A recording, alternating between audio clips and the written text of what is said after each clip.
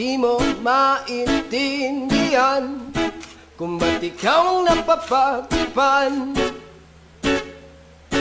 ng halik ng kamalasan.